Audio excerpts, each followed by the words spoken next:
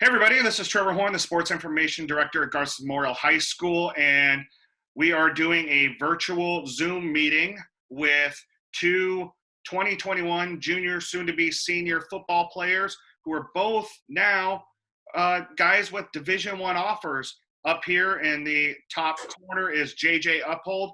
J.J. just received his first Division I offer from the University of New Mexico, and down on the bottom, that's Zach Buckey, who this morning just got his 17th Division I offer from UNLV. So, guys, when you guys think about it, you both play the defensive end position. You guys were both standouts last season, and now you've got one more year left at Garces. Zach, I'll start this off with you. I know that you've been receiving offers for the last 2.5 months. Now to see JJ get his first offer and know that you guys are the only school in the central section with two guys at defensive end position with D1 offers. How neat is this? Well, I mean, I think we all knew it was happening. I mean, last year, every team we played was like, oh my gosh, their D-line we got to watch out for their D-line. Like, every time they were trying to run the ball up the middle, they never wanted to go to the two in spots. So I think, like, right now, it lets us, like, Garces has never been, like, the team for, like, the Division I guys in Bakersfield. And I feel like now that's starting to change. And they're like, Garces has some guys next year. I mean, this is where if you want to send your kid here, they're going to get Division I coaching and they're going to get produced to a Division I level. JJ, for you, I know that you have been in constant contact with Zach about this recruiting lifestyle and the atmosphere. For you to get that first offer this week from New Mexico, what was the excitement level for you in your household and for you specifically? I mean, I was just really excited. I mean, words can't really describe the feeling I had. Pretty much, yeah. I mean, this season I feel like will be pretty awesome.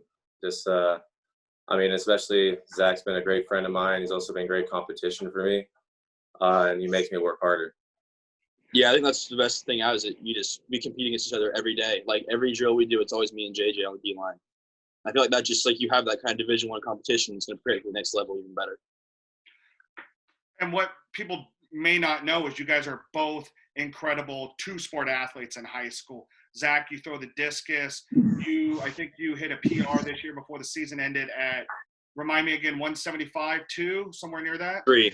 Okay, so 175, 3, yeah. 3 inches. Finished in the top 5 in the state in that event this year. Obviously, you were very excited about the possibility of what could be. JJ, you were named B varsity first team all area in basketball. JJ, for you, has it been something beneficial for you guys to be two-sport athletes, especially for yourself? Do you learn how to be a better basketball player on the football field and vice versa? I mean, I feel like all the things we do in basketball translates over to football, and everything I do in football translates over to basketball. Like, for instance, I don't know, like the weightlifting, during basketball season, I felt a lot stronger going against people.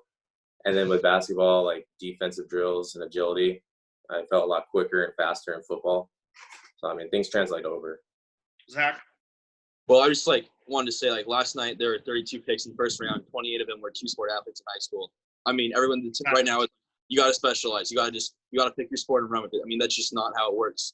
Good athletes can play more than one sport well, and that's just what we saw last night. I think throwing a lot just helps me really refine my football technique and vice versa.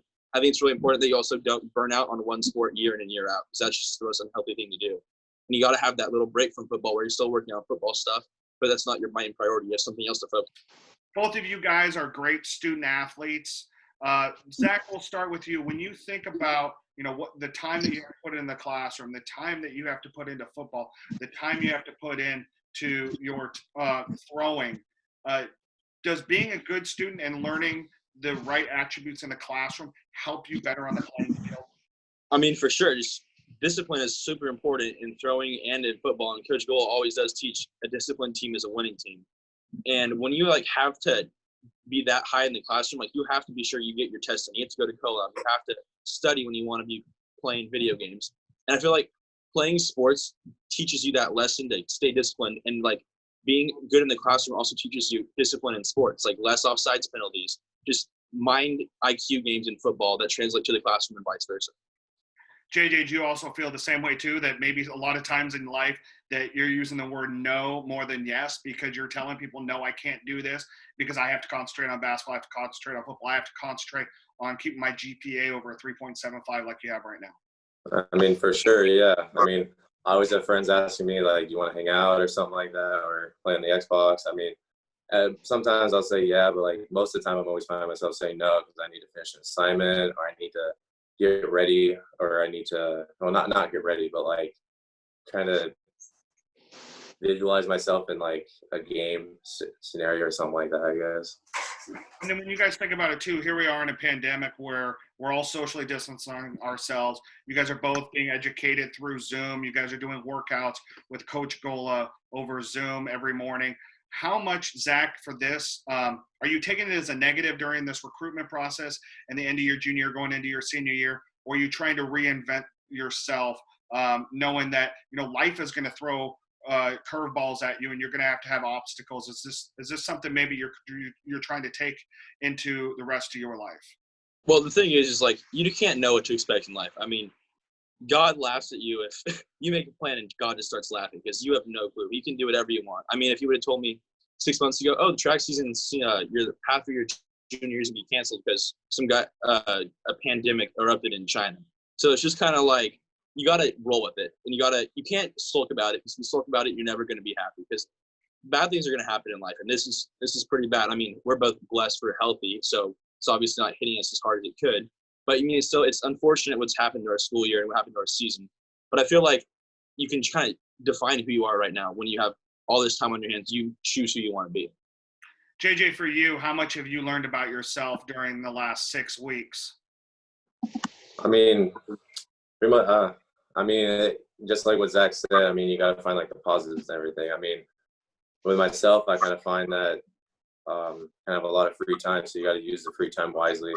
So, like, as of right now, I'm fortunate enough to have 2 workouts a day, usually. One with my football team and another one with my AAU team for basketball. And, I mean, I'm just trying to stay in shape and get better at what I do. So hopefully we get out of this properly with the right guidance from the experts around the world, around the nation.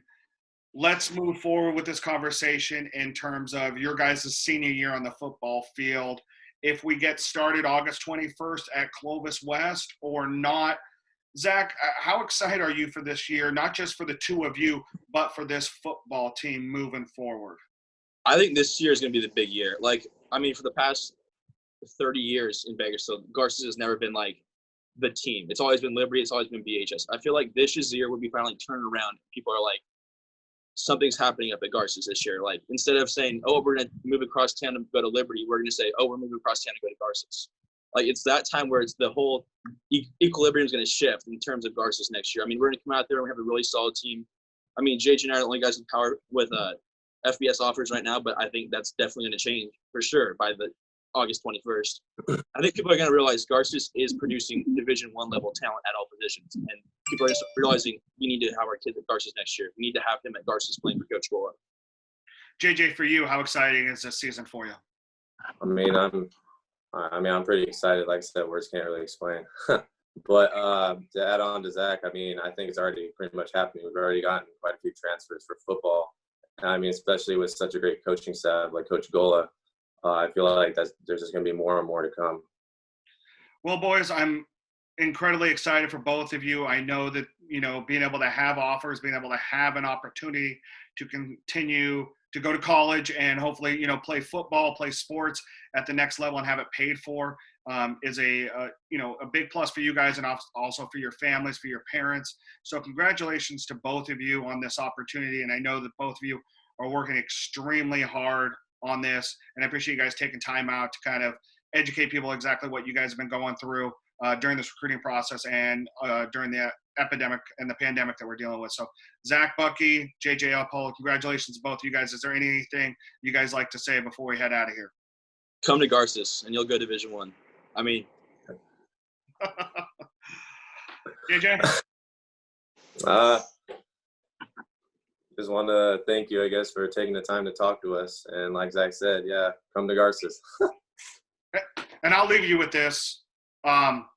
not being on campus with these two and everybody else on campus has been extremely hard.